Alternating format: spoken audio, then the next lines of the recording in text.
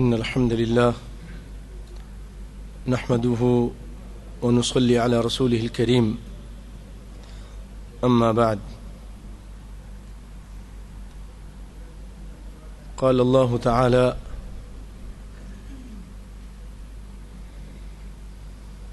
ومن يطع الله ورسوله فأولئك مع الذين أنعم الله عليهم من النبيين والصديقين والشهداء والصالحين وحسن أولئك رفيقا.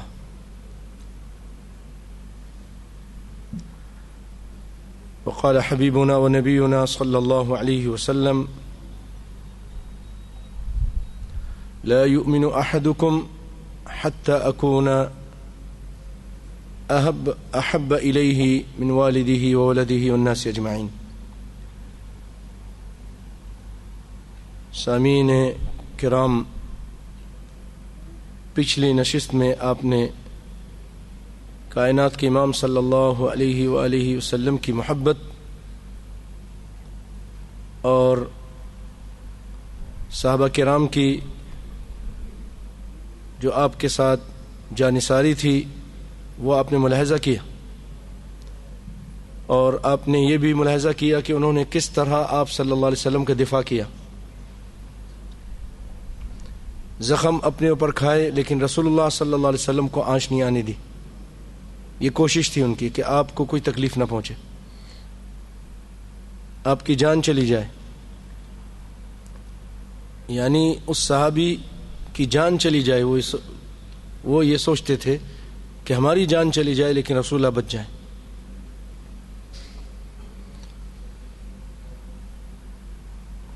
کئی قصے آپ نے اللہ کے فضل و کرم سے پچھلی مرتبہ سماعت فرمائے. اسی جنگ احد میں ایک اور بھی عجیب قصہ جو ہوا کہ آپ صلی اللہ علیہ وسلم کا ایک ساتھی آپ کا دفاع کرتے ہوئے زخموں سے چور ہو گیا، اور جب اس کی موت کا وقت قریب آیا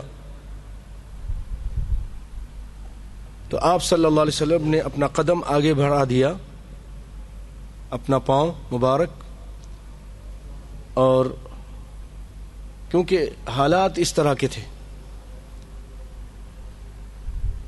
کہ جھکنا بھی محال تھا، خطرہ تھا، تو کائنات کے امام نے جب اپنا پاؤں آگے بڑھایا، اس شخص نے، اس صحابی نے اپنا سر نبی کائنات کے پاؤں پر رکھ دیا، اور اسی حالت میں اس کی جان نکل گئی.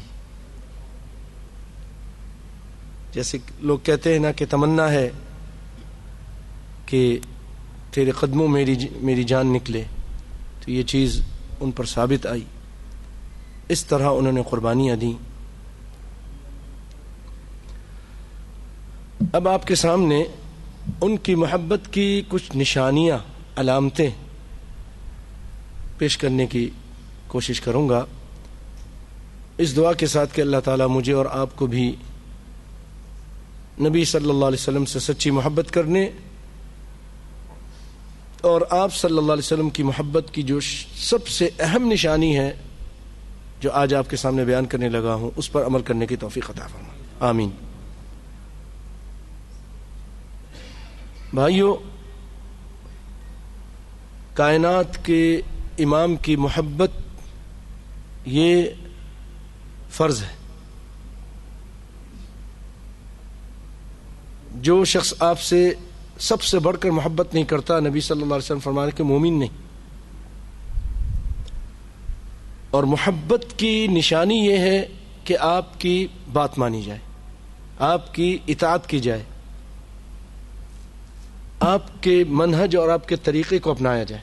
سب سے بڑی نشانی یہ ہے. برادری، دوست احباب، گھر والے اگر ناراض ہوتے ہیں تو وہ ہو جائیں، لیکن رسول اللہ صلی اللہ علیہ وسلم ناراض نہ ہوں، ان کی نافرمانی نہ ہو. یہی سب سے بڑی نشانی. اس کو آپ اس طرح سمجھیے کہ اگر آپ کہتے ہیں میں اپنے ابو سے، اپنی اماں سے بہت محبت کرتا ہوں، بہت پیار کرتا ہوں، اب امی آپ کی کہہ رہی ہیں بیٹے آپ یہ کام کیجئے، مجھے یہ چیز لا دیجئے، مجھے اس چیز کی ضرورت ہے. آپ کہتے امی میں آپ کو چوم لوں، ابا آپ کو چوموں، میں آپ کے پر فدا ہو جاؤں، میں قربان. لیکن بات نہیں مان رہا، جا نہیں رہا. آپ بحرین میں رہتے ہیں، آپ کے والدین انڈیا یا پاکستان میں ہیں، وہ خط لکھتے ہیں کہ بیٹے مجھے اتنے اتنے پیسے کی ضرورت ہے، تم اتنا مجھے بھیج دو، بہت ضروری کام ہے. اب یہ شخص وہ خط کو چومتا ہے، سر پہ رکھتا ہے، ہر وقت آنکھوں پہ لگاتا ہے، میرے ابے حضور کا خط ہے، میں قربان چلے جاؤں. آیا ہے خط. اچھا خط میں کیا لکھا ہے؟ کہ یہ نہ پوچھو، بہرحال مجھے بہت پیار ہے والد صاحب سے، بہت ہی پیار ہے. اچھا تو پیار ہے تو ذرا خط میں جو کیا لکھا ہے اس پہ عمل ہوا کہ نہیں ہوا؟ کہا یہ تو نہیں ہوا لیکن بہت پیار ہے. اب کیا کہیں گے ایسے آدمی کو؟ کیا کہیں گے کہ یہ جھوٹا ہے یا فریبی ہے، یہ مکار ہے، بکواس کر رہا ہے. محبت کا دعویٰ تو کرتا ہے لیکن محبت پہ عمل نہیں کرتا. اسی لیے عربی کا ایک شاعر کہتا ہے لو ان حبک صادقا لاطعتہ ان المحب لمن يحب مطیع. اگر تمہاری محبت رسول اللہ سے سچی ہوتی تو تم اطاعت کرتے صلی اللہ علیہ وسلم، کیونکہ جو جس سے محبت کرتا ہے اس کا مطیع اور فرما بردار ہوتا ہے، اس کا مطیع اور فرما بردار ہوتا ہے. تو بھائیو، آپ کے سامنے اللہ کے فضل و کرم سے اس محبت کی نشانیوں میں چند چیزیں آج پیش کرتے ہیں. آپ دیکھیے، ایک موقع ہے، آپ صلی اللہ علیہ وآلہ وسلم جنگ سے واپس آ رہے ہیں، یہ جنگ کی حالت میں ہیں، لوگوں کو بھوک لگی ہے، زبردست بھوک ہے. تو لوگوں نے گدھے ذبح کیے. اس زمانے میں گدھے ان کے لیے حلال تھے، اور اس کو کھاتے تھے. پھر کچھ لوگ آئے اللہ کے رسول صلی اللہ علیہ وسلم کے پاس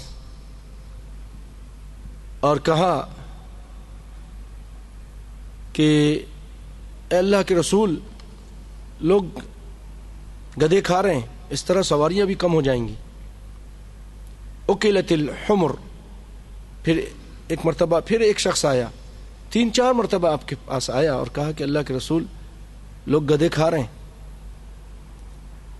اب بھائیو، وہ گدھے گوشت بنا کر پتیلوں میں چڑھا دیے گئے، گوشت پک رہا ہے، ابل رہا ہے. ان کی مرغوب غذا تھی، اچھی تھی. جیسے آج آپ بکرا کا گوشت، چکن یا گائے آپ کے لیے حلال ہے، مرغوب ہے، پکڑا ہو تو خوشبوئیں آتی ہیں، دل للچاتا ہے، اچھا لگتا ہے، کھانے کے لیے دل کرتا ہے. ایسے ہی ان کو بھی دل کر رہا تھا.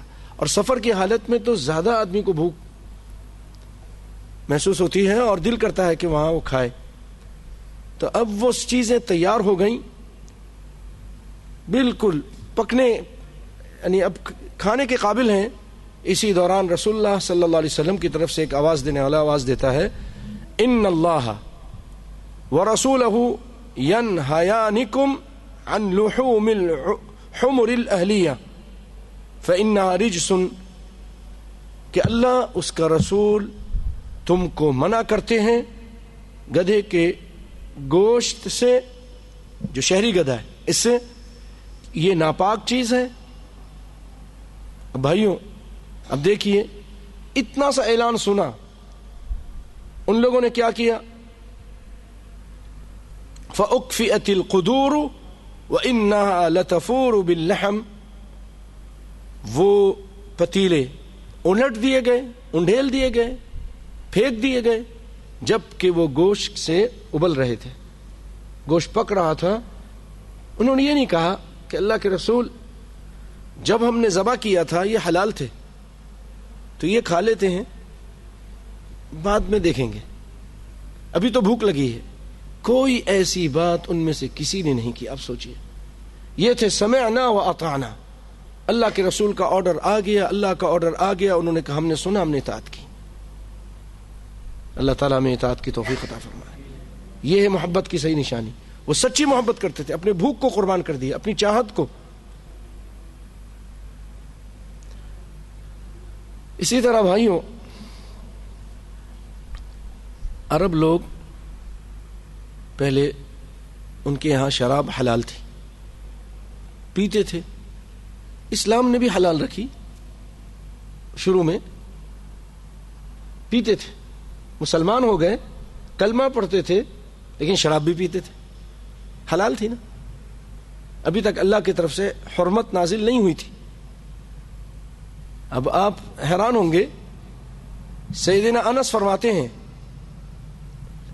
کہ میں شراب پلا رہا تھا، کنت اسقی ابا عبیدہ ابن الجراح، بہت بڑے مجاہد ہیں، بہت بڑے کمانڈر ہیں، آپ سمجھے کہ جیسے خالد بن ولید تھے نا، ان کی طرح زبردست کمانڈر، یہ بھی شراب پی رہے تھے۔ ابا طلحہ جو رسول اللہ کا دفاع کرتے رہے اور رسول اللہ کے سینے کے ساتھ اپنا سینہ لگا کے فرما رہے تھے نحری دون نحرک، اے اللہ کے رسول میرا سینہ آپ کے سینے کے ساتھ ہے، آپ سر مت اٹھائیے، ایسا نہ ہو کہ آپ کو تیر آ کے لگ جائے، مجھے زخم پہنچ جائے، آپ کو کچھ نہ ہو۔ یہ وہ صحابی، یہ بھی پی رہے تھے۔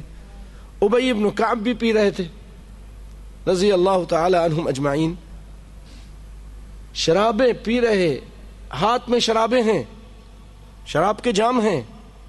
فجاءہم آت، ایک آنے والا آیا، فقال ان الخمر قد حرمت، کہ شراب حرام کر دی گئی ہے، شراب کی حرمت نازل ہو گئی ہے۔ فقال ابو طلحہ نے کہا یا انس، اے انس قم، کھڑے ہو جاؤ، الی ہذہ الجرار، ان مٹکوں کی طرف جس میں شراب رکھی ہے، کھجور کی شراب تھی، انگور کی شراب تھی، فضیخ و تمر، کھجوروں سے جو ابھی پوری طرح خشک نہیں ہوئی تھی، اس کو فضیخ کہتے ہیں، تازہ کھجوریں ان سے، اور جو پکی کھجوریں ان سے شراب بنی تھی، یہ مہنگی شراب تھی، مرغوب تھی۔ آپ نے فرمایا اس کو توڑ دو، مٹکوں کو توڑ دو۔ کہتے میں اٹھا، ہمارا ایک برتن تھا جو پتھر کا بنا ہوا تھا، اس کو نیچے سے میں نے توڑ دیا، اور شراب مدینے کی گلیوں میں ایسے بہ رہی تھی جیسے پانی بہتا ہے۔ لوگ نے توڑ کے رکھ دیے، مٹکے توڑ دیے، پیالے توڑ دیے، شراب انڈھیل دی، ہاتھ میں تھا اس کو پھینک دیا۔ یہ تھا آپ صلی اللہ علیہ وسلم کی سچی محبت اور اس کی نشانی کہ جو مزاج یار میں آئے، آپ کو یہی پسند ہے تو ہم یہی کریں گے۔ آپ صلی اللہ علیہ وسلم جو فرمایا، انہوں نے کوئی تعویل، کوئی حیل و حجت، اور کوئی آپ صلی اللہ علیہ وسلم کے سامنے کوئی بات نہیں کی، ایک حرف بھی نہیں کہ اللہ کے رسول تھوڑا ٹائم دے دیجئے، کچھ دنوں کے بعد اس آرڈیننس کو ذرا مؤخر کر دیجئے، اس طرح کی کوئی بات نہیں کی۔ اور رب العالمین انہی کے بارے میں فرماتے ہیں کہ یہی وہ لوگ ہیں، انما كان قول المؤمنین اذا دعوا الى اللہ ورسولہ ليحكم بينهم أن يقولوا سمعنا وأطعنا وأولئك هم المفلحون۔ مومن کا قول تو یہ ہوتا ہے جب اس کو اللہ اس کے رسول کی طرف بلایا جاتا ہے تاکہ ان کے درمیان فیصلہ کیا جائے، تو وہ کہتا ہے ہم نے سنا، ہم نے اطاعت کی۔ اللہ فرماتے ہیں یہ لوگ کامیاب ہیں، اولئک هم المفلحون، یہی لوگ کامیاب ہیں۔ جو قیامت تک ایسا کرتا رہے گا وہی کامیاب ہوگا۔ ایک مرتبہ کائنات کے امام صلی اللہ علیہ وسلم نماز پڑھا رہے تھے، توجہ دیجئے بھائیوں، صرف قصے کے طور پر مت سنیے، اس کے اندر جو حکمت اور جو جذبہ اطاعت کا اور جو محبت ہے اس کو ملاحظہ کیجئے۔ کائنات کے امام نماز پڑھا رہے تھے، جوتی کے ساتھ نماز پڑھا رہے تھے، تو اس دوران اللہ تعالیٰ نے جبریل علیہ السلام کو نازل کیا کہ جائیے جا کر بتائیے کہ آپ جس جوتی میں نماز پڑھ رہے ہیں اس میں نجس چیز لگی ہے، ناپاک چیز لگی ہے، تو آپ جوتی اتار دیجیے۔ آپ صلی اللہ علیہ وسلم نے نماز کی حالت میں جوتی اتار دی۔ صحابہ کرام کہ جب پتہ چلا نماز کی حالت میں امام کی طرف سے حرکت ہوئی تو احساس ہو جاتا ہے، تو انہوں نے بھی اپنی جوتیاں اتار دی نماز کی حالت میں۔ کائنات کے امام نماز پڑھاتے ہیں، پھر پوچھتے ہیں کہ پیارو ساتھیوں، میں نے تو جوتی اس لیے اتار دی تھی کہ مجھے جبریل نے بتائی، تم نے کیوں اتار دی یہ جوتیاں؟ تم لوگوں نے کیوں اتار دی؟ میں کہا اللہ کے رسول ہمیں کیا معلوم، ہم نے دیکھا آپ نے جوتی اتاری، ہم نے بھی جوتی اتار دی، کیونکہ ہمیں تو آپ کی اطاعت کا آرڈر ہے۔ یہ تھی اطاعت، یہ تھی محبت کا تقاضا کہ نبی صلی اللہ علیہ وسلم کی محبت اس قدر کہ انہوں نے آپ کو دیکھتے ہی اپنی جوتیاں کہ آپ نے اتاری ہم بھی اتار دیتے ہیں۔ بھائیو، اسی لیے ایک شخص جو کفر کی حالت میں رسول اللہ صلی اللہ علیہ وسلم کے پاس آیا، آپ کو واچ کر رہا تھا، دیکھ رہا تھا، کافروں کا نمائندہ بن کے آیا تھا، عروہ بن مسعود۔ تو اس نے کیا دیکھا کہ آپ صلی اللہ علیہ وسلم وضو کرتے ہیں تو وضو کے پانی کے لیے صحابہ کرام لڑ پڑتے ہیں، آپس میں آگے بڑھتے ہیں کہ وہ پانی میں لوں گا اور میں لوں گا، تھوک پھینکتے ہیں تو تھوک کسی نہ کسی کے ہاتھ میں گرتا ہے، اس قدر ان کی چاہت ہے۔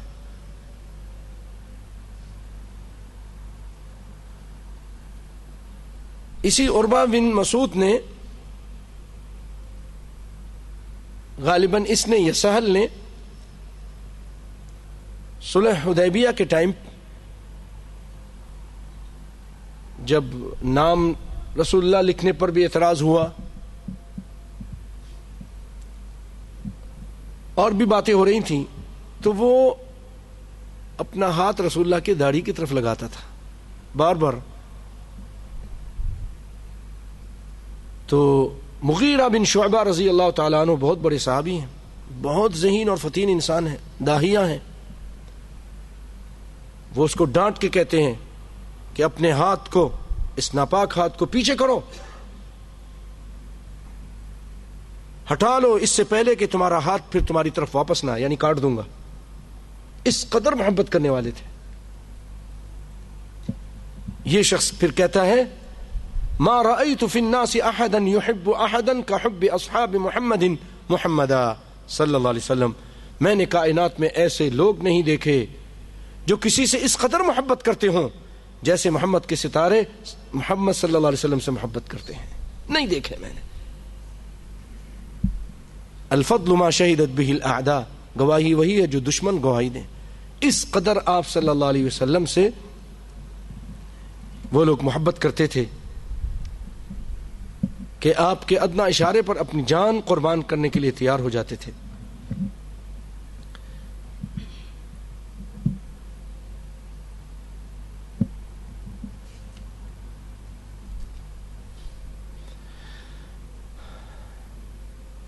سیدنا ابو بکر صدیق رضی اللہ تعالیٰ عنہ،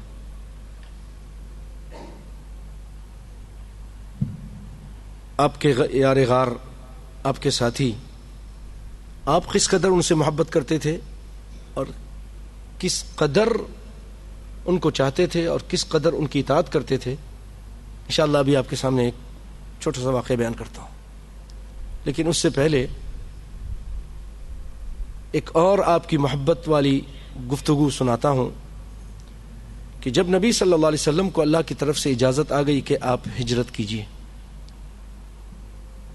تو آپ صلی اللہ علیہ وسلم ہجرت کی جب اجازت مل گئی تو ابو بکر کے پاس ہے کہ میں ہجرت کی اجازت ملی ہے، میں جانا چاہتا ہوں، تیاری کرنی ہے۔ تو ابو بکر نے اس ٹائم کہا الصحبہ یا رسول اللہ، اللہ کے رسول مجھے اپنا ساتھ دیجئے، صحبت نصیب فرمائیے، میں آپ کے ساتھ رہوں گا؟ آپ نے فرمایا نعم، ٹھیک ہے، تم میرے ساتھ ہی رہو گے اس سفر میں۔ بھائیو، اس قدر شدید محبت تھی ان کو کہ وہ رو پڑے، آنکھوں سے آنسو نکل آئے۔ اما عائشہ فرماتی ہیں کہ مجھے اس سے پہلے نہیں معلوم تھا کہ خوشی میں کوئی اس قدر روتا بھی ہے، اس خوشی میں کہ رسول اللہ نے مجھے اپنے ساتھ جانے کی اجازت دے دی ہے، آپ کی آنکھوں میں آنسو آ گئے۔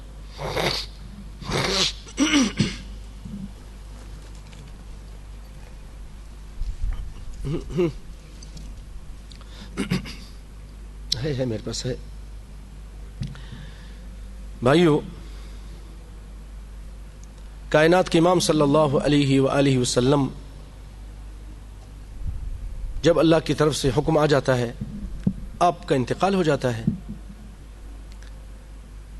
اور عرب کے قبائل، بہت سارے قبائل مرتد ہو جاتے ہیں، دین سے پھر جاتے ہیں، کچھ زکوٰۃ دینے سے انکار کر دیتے ہیں۔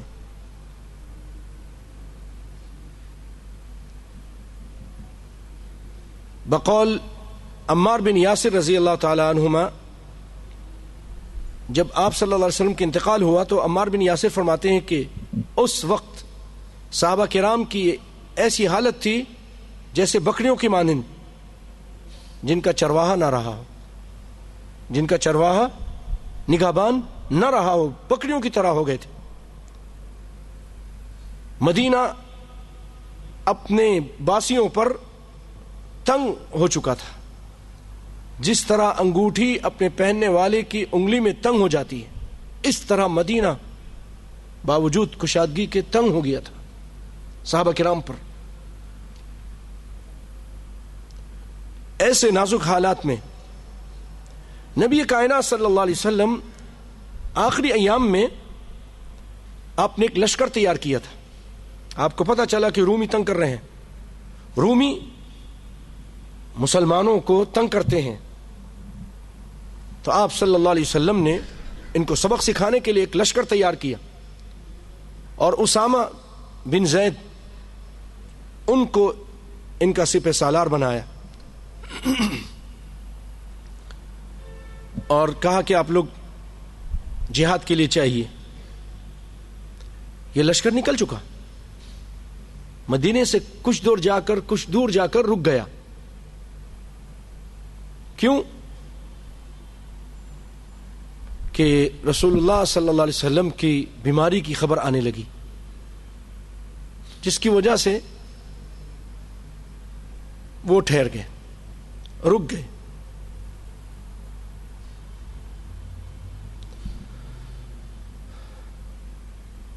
اور وہ اس وقت تک وہاں سے نہیں چلے جب تک رسول اللہ صلی اللہ علیہ وسلم کی انتقال کی خبر نہیں آ گئی۔ اب انتقال کی جب خبر آ گئی تو اب بہت سارے صحابہ کرام آئے، کہا ابو بکر سے کہ ابو بکر، حالات بہت نازک ہیں، قبائل مرتد ہو رہے ہیں، دشمنوں کی مدینے پہ نظر ہے، وہ اس کی اینٹ سے اینٹ بجانا چاہتے ہیں، اور تو اس وقت اس نازک حالت میں بہت ضروری ہے کہ لشکر یہیں رہے، اسلام کے اس مرکز کی حفاظت ہو۔ آپ میرے ساتھ ہیں نا؟ اس مرکز کی حفاظت کے لیے لشکر کو آپ نہ بھیجیے، آپ لشکر کو روک دیجیے، آرڈر دیجیے،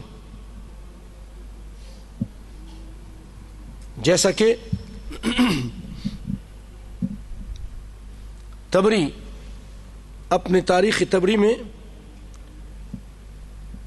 نقل کرتے ہیں کہ جب رسول اللہ صلی اللہ علیہ وسلم کی وفات کا دوسرا دن ہوا تو ابو بکر کی طرف سے منادی کرنے والے نے منادی کیا، اسامہ رضی اللہ تعالی عنہ کے لشکر کو پورا کیا جائے، جو لوگ نماز جنازہ اور اس کے لیے آئے تھے اب واپس جائیں، لشکر پورا کریں۔ لشکر پورا کا پورا پھر تیار ہو کے شہر سے باہر چلا گیا۔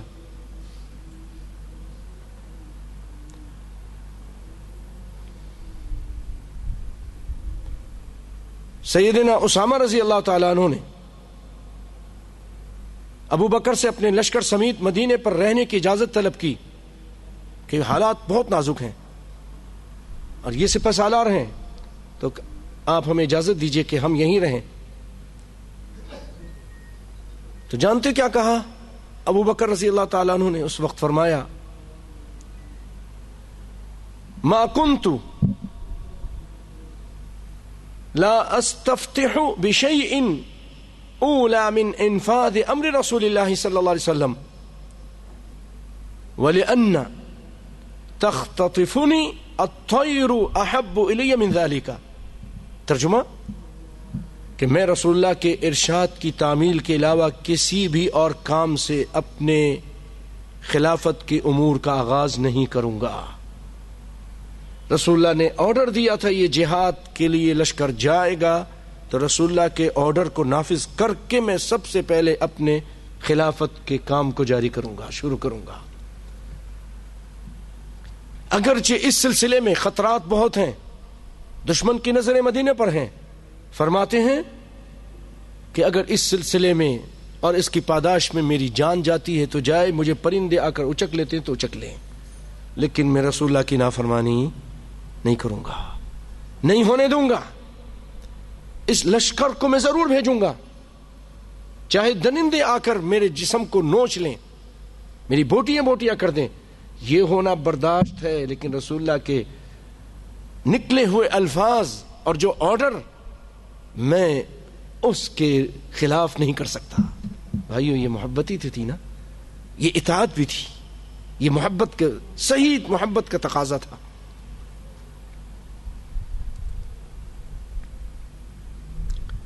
اور جب ابو بکر رضی اللہ تعالیٰ عنہ کے سامنے یہ خدشہ ظاہر کیا گیا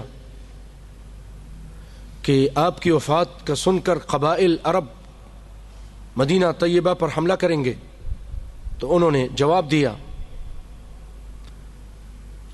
جس لشکر کو رسول اللہ نے روانہ فرمایا میں اس کو روک دوں؟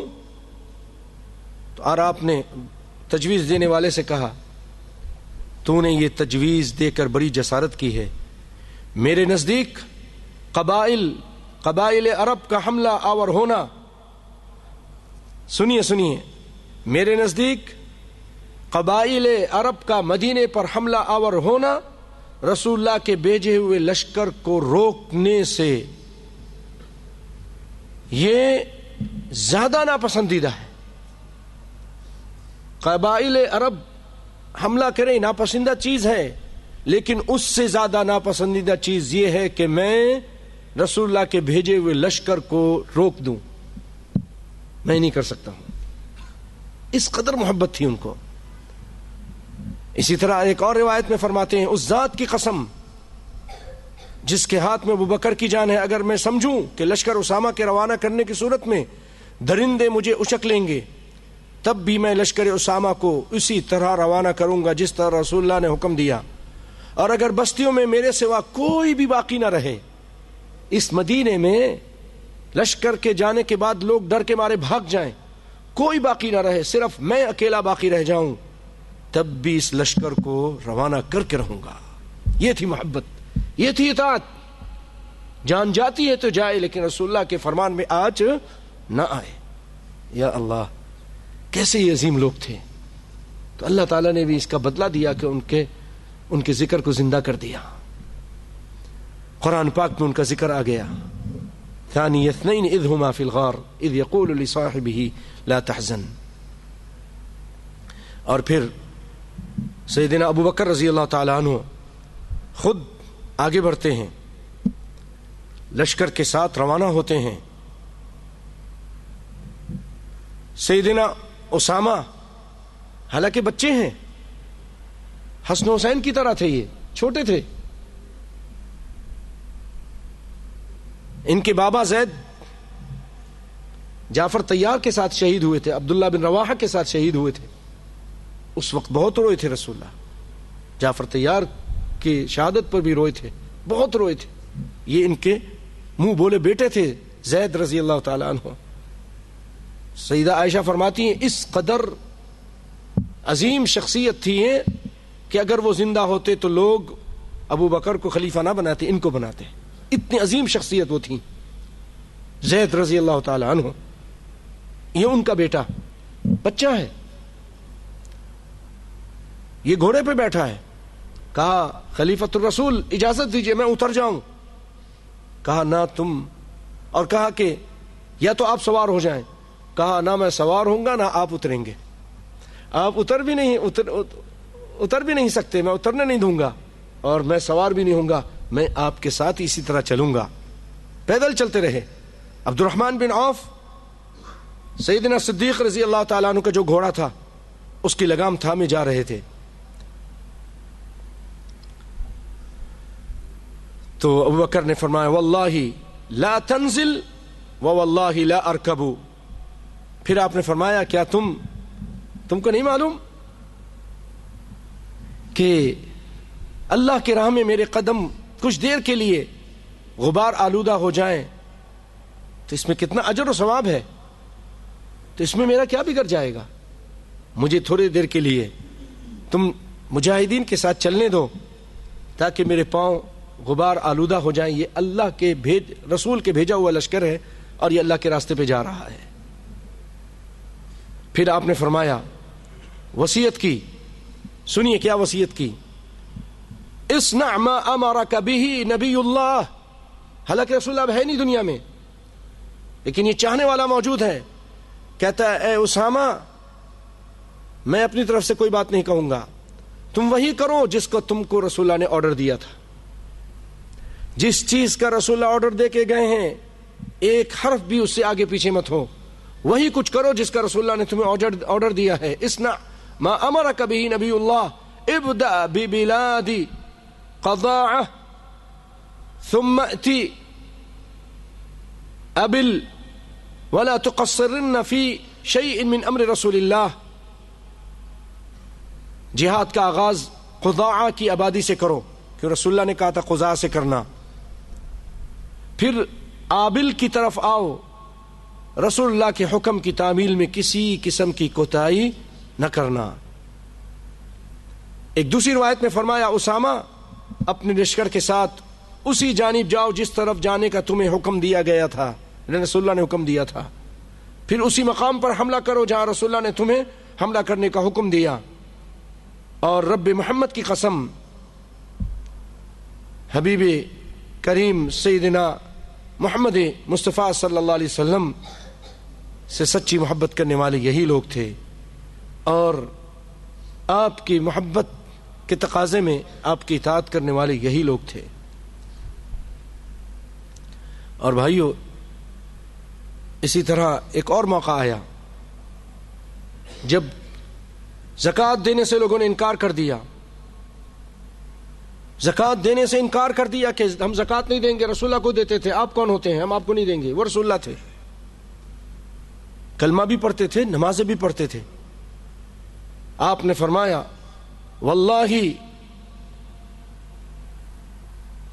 لأقاتلن من فرق بین الصلاة والزکاة، میں جنگ کروں گا ان لوگوں سے جو نماز اور زکوٰۃ میں فرق کرتے ہیں.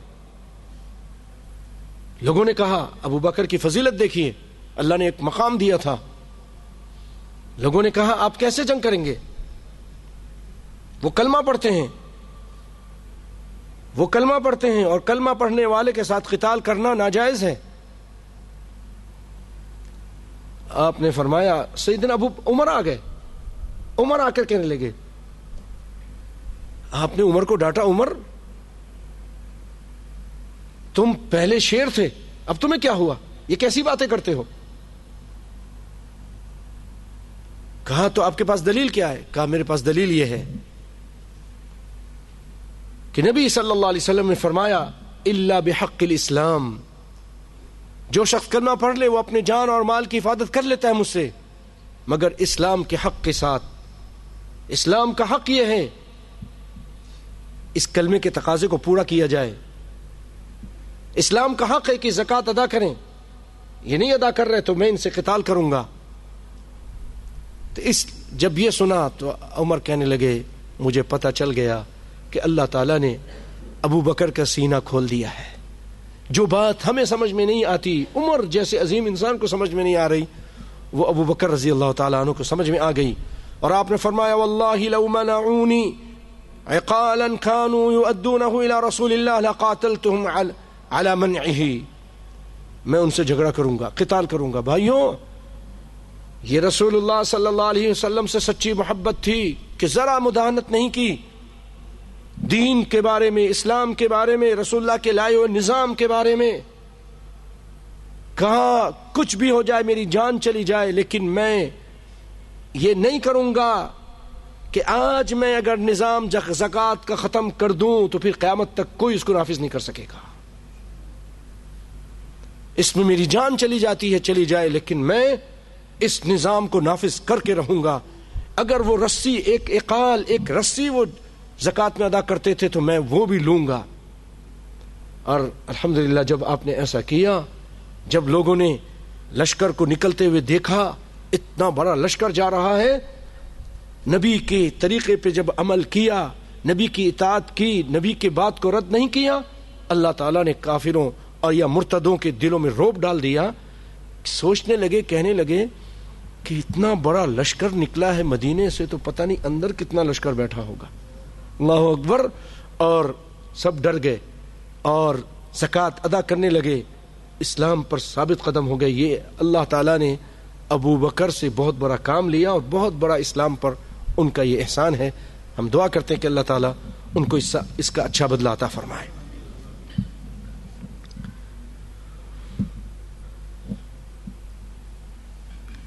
بھائیو، آپ کو پتا ہے ایک جنگ تھی، یمامہ کی جنگ، یہ ریاض کی طرف ایک علاقہ ہے۔ مسیلمہ کذاب، اس کے ارد گرد مرتدین جمع ہو گئے۔ اس نے نبوت کا جھوٹا دعویٰ کیا اور ایک صحابی کو تو اتنی دردناک انداز میں قتل کیا کہ رونگٹے کھڑے ہو جائیں۔ نبی صلی اللہ علیہ وسلم نے ان کو بھیجا تھا کہ جائیے اس کو ہمارا پیغام پہنچائیے۔ یہ صحابی گئے، وہ ایسا نامراد انسان اور ظالم، باتیں ہو رہی تو وہ کہنے لگا کہ تم مانتے ہو کہ میں اللہ کا رسول ہوں؟ صحابی نے کہا میں نہیں تمہاری بات سن رہا، یہ تم کیا کہہ رہے ہو؟ تم اللہ کے رسول کہاں سے ہو؟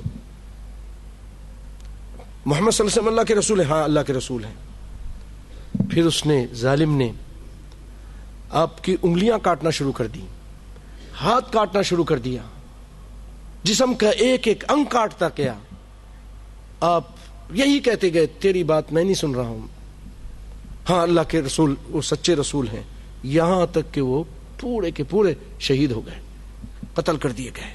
وہ صحابی نبی صلی اللہ علیہ وسلم کو پھر اس ٹائم تو موقع نہیں ملا لشکر کا، سیدنا ابو بکر کے زمانے میں یہ صحابہ کرام کو بھیجا گیا، جائیے اس کا مقابلہ کیجیے۔ وہاں پہنچ گئے، یہ قلعہ بند ہو گیا، یا ایک باغ کے اندر اس کی بہت اونچی دیواریں تھیں، وہاں بند ہو گیا، اور اس کے بہت سارے لشکر۔ اس دوران ایک صحابی ہیں برا رضی اللہ تعالی عنہ، انہوں نے کہا کہ اے میرے ساتھیوں، مجھے ایسا کرو، ایک ڈھال لے لو جس سے جنگ کرتے ہوئے آدمی اپنا دفاع کرتا ہے، اس پر مجھے بیٹھاؤ اور اس کے نیچے نیزے رکھو لکڑی کے طور پر، اور پھر اس کو اچھالو، مجھے ادھر باغ میں پھینک دو۔ آپ سوچئے ایک اکیلا آدمی پورے باغ میں جائے گا، وہاں سارے دشمن ہی بیٹھے ہیں، وہ اس کو پیار نہیں کریں گے، اترتے ہی اس کو مار دیں گے، جان کا خطرہ ہے۔ لیکن محمد مصطفیٰ صلی اللہ علیہ وسلم کی عظمت کے خاطر، ان کی لائی ہوئی شریعت کو پھیلانے کے خاطر، اور محمد صلی اللہ علیہ وسلم کی سچی محبت کی وجہ سے اس دین کی دفاع کے لیے فوراً جب ساتھیوں نے ایسا کیا، آپ کو پھینک دیا آپ وہاں اترے، بہت بہادر تھے، تلوار چلا چلا کے ان کو اپنے سے دور رکھا، ہوتے ہوتے قریب، کیا ان کی بہادری تھی اور کیا وہ شجاع تھے، آگے بڑھے، دروازہ کھول دیا، مسلمان اندر آ گئے، اللہ اکبر، اندر آ گئے۔ یہ تھے برا بن عازب رضی اللہ تعالی عنہ۔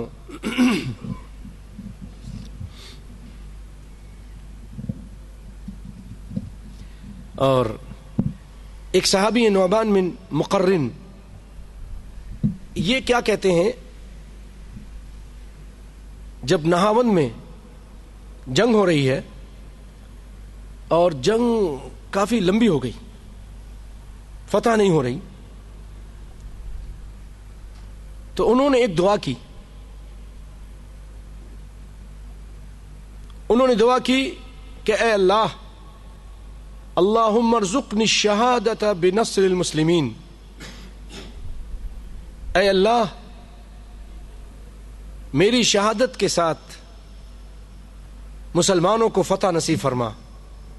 دین اسلام کے دفاع کے لیے، دین اسلام کی سربلندی کے لیے دعا مانگی کہ اللہ مجھے شہادت دے اور مسلمانوں کو فتح دے۔ یہی ہوا، ایسا ہوا کہ اللہ تعالیٰ نے سب سے پہلا جو اس مارکے میں شہید ہوئے، جعلہ اللہ تعالی من الشہداء، کہ اللہ تعالیٰ نے ان کو شہادت کا رتبہ عطا کیا اور مسلمانوں کو فتح ہوئی۔ تو بھائیو، یہ چند باتیں اور چند چیزیں، ایسے تو اور بھی اللہ کے فضل و کرم سے بہت سارے عظیم الشان، ولولہ انگیز اور جذبات سے بھرپور نبی صلی اللہ علیہ وسلم کی دفاع اور اسلام کی دفاع کے لیے جو صحابہ کرام نے کارنامے انجام دیے ہیں وہ موجود ہیں۔ میں اسی پہ اکتفا کرتا ہوں، اور آپ سمجھ گئے ہوں گے بھائیو، محبت کا صحیح تقاضا یہی ہے کہ آپ کی اطاعت کی جائے، بات مانی جائے، آپ جہاں بیٹھا دیں وہاں بیٹھ جائیں، آپ جہاں کہیں چلو وہاں چلنا چاہیے،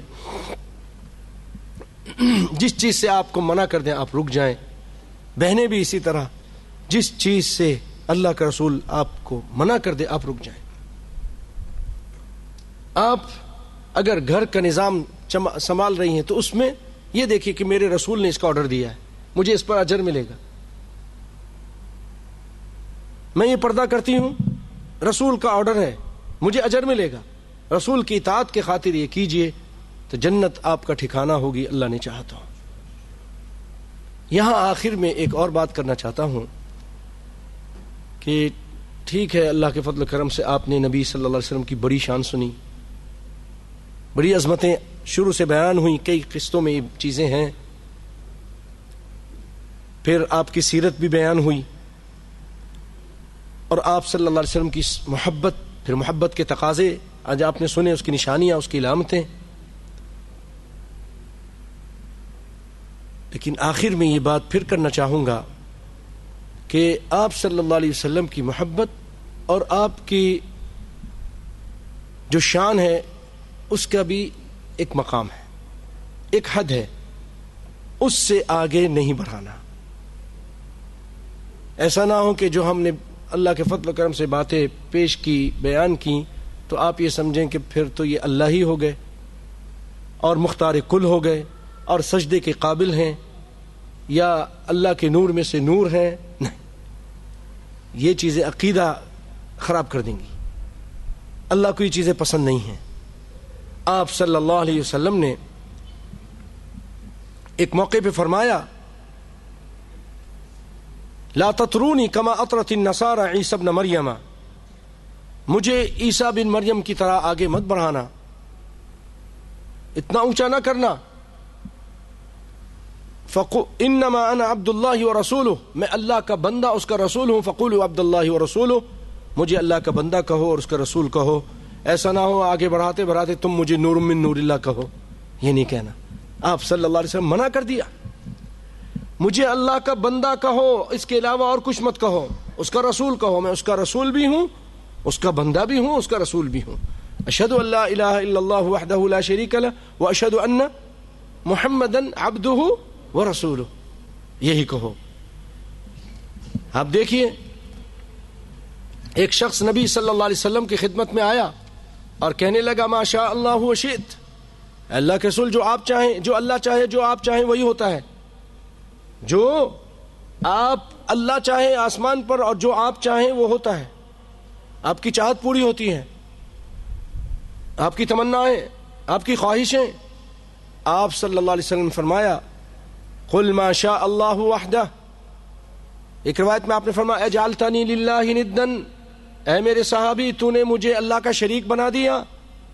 یہ کہہ کر یہ مت کہو بلکہ یہ کہو کہ جو اللہ چاہتا ہے وہ ہوتا ہے. میں نے تو بہت کچھ چاہا تھا، میں نے اپنے سگے چچا ابو طالب کے لیے دلی تمنا تھی، خواہش تھی، کوشش تھی، ان کے پاس آخری لمحات میں بھی گیا اور اسلام پیش کیا، اور میں چاہتا تھا کہ میرا چاچا مسلمان ہو جائے، لیکن میری چاہت پوری نہیں ہوئی. پتہ چلا کہ اختیارات سب اللہ کے ہاتھ میں ہیں، کسی اور کے ہاتھ میں نہیں. اللہ تعالیٰ نے فرمایا اسی لیے جب آپ کو غم ہوا، آپ کو دکھ ہوا، آپ پریشان ہوئے، تو اللہ تعالیٰ نے فرمایا انک لا تہدی من احببت ولکن اللہ یہدی من یشاء. جس کو آپ چاہیں ہدایت دینا یہ نہیں کر سکتے، ہدایت جس کو اللہ چاہتا ہے وہ دیتا ہے.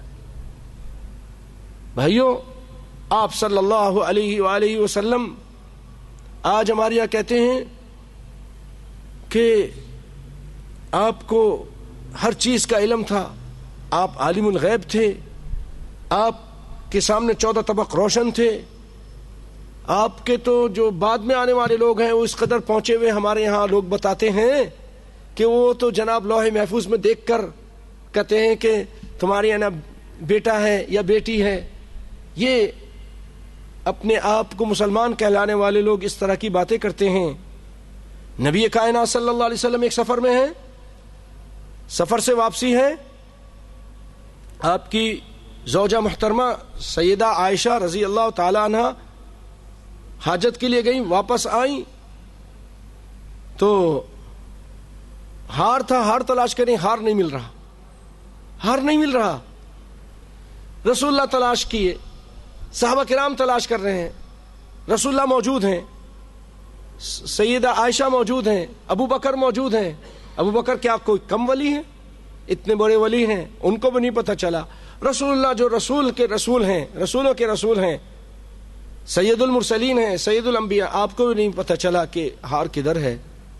آخر پانی کی پریشانی ہوئی اور وضو کے لیے پانی نہیں تھا.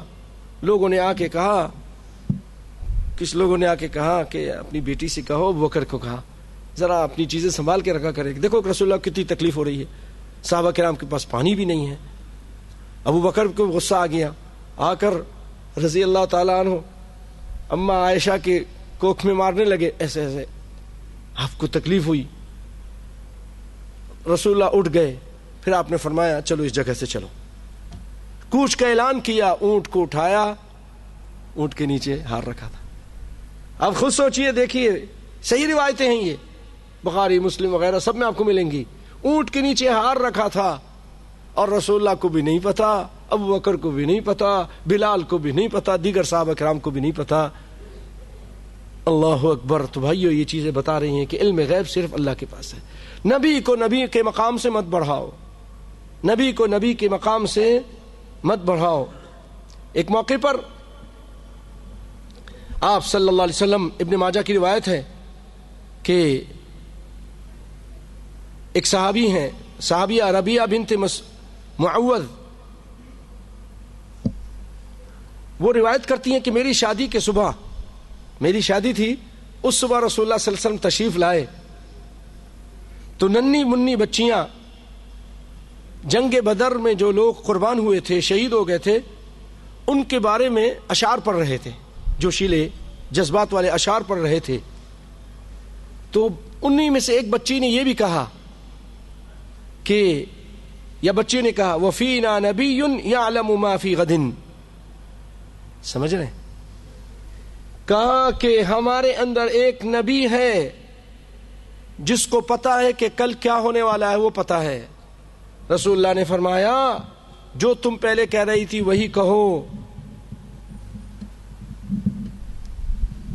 جو کل کا علم ہے یہ اللہ کے علاوہ کوئی نہیں جانتا، کوئی نہیں جانتا۔ بخاری کی روایت میں ہے کہ آپ نے فرمایا ایسی بات مت کہو، تم اس سے پہلے جو کہہ رہی تھی وہی کہو۔ اور بھائیوں، بعض لوگ قسم کھاتے ہیں ماں باپ کی اور رسول کی۔ آپ صلی اللہ علیہ وسلم نے فرمایا کہ لوگوں اپنے باپ داداؤں کی قسمیں مت کھاؤ، من حلف لغیر اللہ، اس نے شرک کیا۔ تو رسول اللہ کی بھی قسم مت کھاؤ، ماں باپ کی بھی قسم، سر کی قسم نہیں۔ آپ نے فرمایا جو کسی اور کی قسم کھاتا اللہ کے علاوہ فقد اشرک، وہ شرک کرتا ہے۔ تو بھائیو، رسول اللہ کا جو مقام ہے اس وہیں رہنے دیجیے۔ آپ کا مقام آپ کے بڑھانے سے نہیں بڑھے گا، آپ کا مقام جو اللہ نے بڑھایا وہ بہت بڑھا ہے، بہت اعلیٰ عرفہ ہے۔ اللہ تعالیٰ نے آپ کو نبیوں کا سردار بنایا ہے، نبیوں کا امام بنایا ہے۔ آپ کے جھنڈے کے نیچے سارے نبی ہوں گے، قیامت کے دن سب سے پہلے آپ جا کے شفاعت کریں گے، یہ کم مقام ہے؟ اور آپ کی نبوت کے ہوتے ہوئے کسی نبی کی نبوت نہیں چل سکتی، یہ کم ہے؟ اگر کوئی نبی آ جائے اور رسول اللہ صلی اللہ علیہ وسلم کی اطاعت نہیں کرے تو ان کی بھی نجات نہیں ہوگی۔ محمد مصطفیٰ کے ہوتے ہوئے کسی نبی کی نبوت نہیں چل سکتی ہے۔ تو بھائیو، یہ بہت بڑے بڑے مقامات ہیں اللہ نے دیے ہیں، شان ہے، اتنا ہی رہنے دیجئے۔ اس سے آپ جو جھوٹی شان بڑھانے کے لیے کر رہے ہیں وہ غلط ہے، وہ غلو ہے، اور وہ غلو انسانوں کو ہلاک کر دیتی ہے۔ انما اہلک من کان قبلکم الغلو ایاکم الغلو فانہ من کان اہلک من کان قبلکم۔ دیکھو، غلو سے بچو، زیادتی جو اللہ اس کے رسول نے نہیں بتائی ہو آپ کہیں یہ غلو ہے، اس کی وجہ سے پچھلے لوگ ہلاک ہوئے ہیں۔ ایسی کوئی بات آپ مت کیجیے رسول اللہ کی شان میں جو اللہ نے اور اس کے رسول نے نہیں بتائی ہیں۔ اللہ تعالی ہمیں محمد صلی اللہ علیہ وسلم کی سے سچی محبت کرنے، پھر اس محبت کے تقاضے کے مطابق عمل کرنے، اور اگر موقع آئے تو اس کا دفاع کرنے، اس کا دفاع کرنے کی اللہ تعالیٰ توفیق عطا فرمائے۔ اس سلسلے میں چاہے جان چلی جائے تب بھی ہم دفاع کریں، لیکن اس وقت اس حالات میں دفاع کا بہترین طریقہ یہ ہے کہ آپ رسول اللہ کی سیرت کو پڑھیں، آپ کی سنتوں کو پڑھیں، آپ کی سنتوں کو اپنائیں، عمل کریں، اور آپ کی سنتوں کو لوگوں میں پھیلائیں، آپ کی دعوت کو، آپ کی تعلیم کو، آپ کی لائی ہوئی یہ دستور اور یہ منہج کو لوگوں کے اندر پھیلائیں۔ اگر آپ کو رسول اللہ سے سچی محبت ہے، دفاع کریں۔ دین اسلام کے یہی اس وقت دفاع سب سے اہم ہے۔ جیسے جیسے آپ یہ پھیلائیں گے دین پھیلے گا، اور جو بھی آپ کو گالی دیتے ہیں، برا بھلا کہتے ہیں، ان کو معلوم نہیں ہے، جب وہ آپ کی باتیں، دین والی باتیں پہنچیں گی ان کو تو وہ مسلمان ہو جائیں گے۔ تو آپ فتح حاصل کر رہے ہیں کہ نہیں کر رہے؟ جب آپ اس کو اللہ کے فضل و کرم سے مسلمان بنا لیں گے تو یہی ہماری فتح ہے۔ وہ شخص نبی کا ماننے والا بن جائے گا اپنے اخلاق سے، اپنے کردار سے، اپنے معاملات سے۔ میں اسی پہ اکتفا کرتا ہوں۔ وآخر دعوانا ان الحمد للہ رب العالمین وجزاکم اللہ خیرا وبارک اللہ فیکم والسلام علیکم ورحمۃ اللہ وبرکاتہ۔ انشاءاللہ اس کے